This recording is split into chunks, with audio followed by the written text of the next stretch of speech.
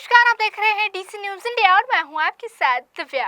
नागपुर से एक बड़ी खबर सामने आ रही है, जहां बागेश्वर धाम के पीठाधीश्वर धीरेन्द्र कृष्ण शास्त्री ने छत्रपति शिवाजी महाराज पर दिए गए अपने बयान को लेकर माफी मांगी है।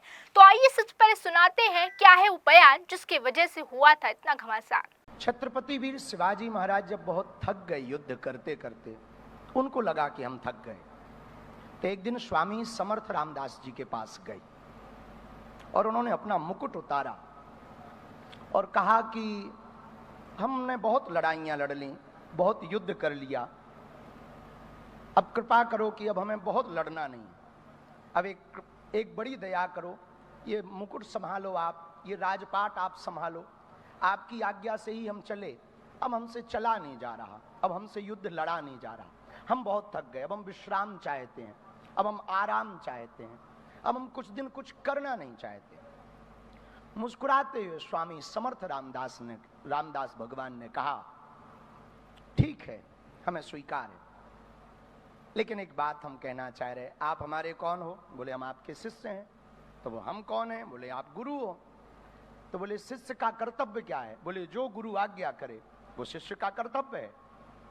तो स्वामी समर्थ रामदास जी ने मुकुट उठाया और उनके सिर पर रखा, बोले आज से मेरा राज्य है, मैं चलाऊंगा, पर आज्ञा तुम्हें है, तुम्हें संचालन करना है। कल हम नागपुर जब पहुंचे तो यहाँ आदरणीय सरसंघ संचालक जी के द्वारा जो भारत दुर्गा माता मंदिर का भव्य निर्माण होना है उसका भूमि पूजन था। उस भूमि पूजन में बहुत गरिमामय संतों की उपस्थिति थी, हमारा भी आना हुआ, हमें संतों के दर्शन मिले और सरसंघ संचालक जी भी मिले। सबके साथ बहुत विधियोक्त तरीके से वैदिक परंपरा के साथ पूजा पाठ हुई। उद्बोधन का क्रम आया, हम अपने उद्बोधन के लिए मंच पर पहुंचे। हमने उद्बोधन मंगलाचरण के साथ प्रारंभ किया। चूंकि महाराष्ट्र की भूमि है और महाराष्ट्र की भूमि पर छत्रपति वीर शिवाजी महाराज का नमन ना हो, ऐसा हो ही नहीं सकता। छत्रपति वीर शिवाजी का स्मरण किया और छत्रपति शिवाजी के जीवन काल की एक चर्चा को हमने उदाहरण के रूप में रखा कि गुरु परंपरा के प्रति हमारी प्राचीन समय में हमारे छत्रपति वीर शिवाजी जो आदर्श हैं वो अपने गुरु परंपरा के प्रति कितने समर्पित थे, कितने नतमस्तक थे और कितने बड़े त्यागी थे कि युद्ध से जब श्रमित हो गए, थक गए, तो उन्होंने जाकर के अपने मुकुट को गुरु चरणों में रख दिया और उनके गुरु स्वामी समर्थ रामदास ने कहा कि आप हमारे शिष्य हैं और अब आप ये स्वीकार करो और इस राज्य का संचालन करो, ये मान करके नहीं कि आप राजा हैं, सेवा के रूप में ये हमारी आज्ञा है। और कितनी अभूतपूर्व परंपरा कि उन्होंने उस मुकुट को धारण किया और फिर से सेवा में लग गए।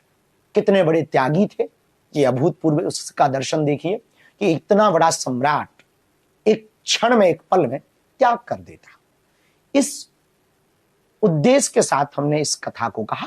वहां पर कुछ लोगों ने, खासकर कुछ पत्रकारों ने, कुछ मीडिया के बंधुओं ने इसको छत्रपति वीर शिवाजी की अवमानना की दृष्टि से देखा। हम उनसे प्रार्थना करेंगे अर्थ का अनर्थ ना करें।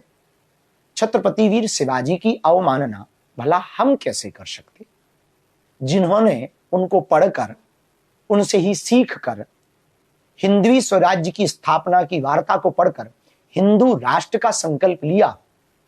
हमारी कथाओं में जय भवानी, जय शिवाजी के नारे लगते और हम भला छत्रपति वीर शिवाजी की जागते हुए अवमानना कर सकते? स्वप्न में भी नहीं कर सकते।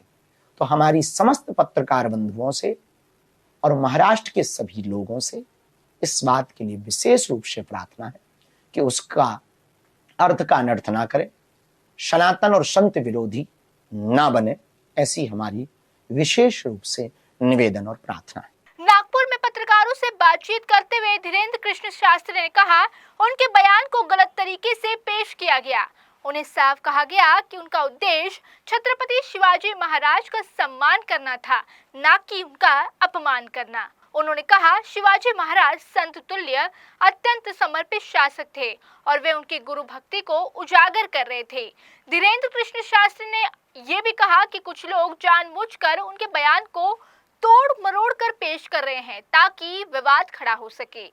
उन्होंने हिंदू राष्ट्र के अपने संकल्प को हिंदवी स्वराज की भावना से प्रेरित बताया। उन्होंने कहा, लोगों को भगवान से जोड़ने का काम वो करते हैं। आस्था और अंधविश्वास के फर्क पर बोलते हुए उन्होंने कहा, समझ पर आधारित विश्वास ही आस्था है, जबकि बिना समझ के विश्वास अंधविश्वास है। तो इस मामले को लेकर राज्य भर में काफी चर्चाएं गर्म हो गई थी। सभी विपक्षी नेताओं ने धीरेन्द्र कृष्ण शास्त्री के दिए गए बयान का विरोध किया था और ये तक कहा था कि महाराष्ट्र में धीरेन्द्र कृष्ण शास्त्री का आना बैन कर देना चाहिए। हालांकि उन्होंने इस बयान के बाद माफी मांग ली है। तो अब देखना होगा इस मामले में आगे क्या कुछ होता है। अभी के लिए बस इतना ही। देश और दुनिया की तमाम बड़ी खबरों के लिए रुक कीजिए DC न्यूज़ इंडिया का।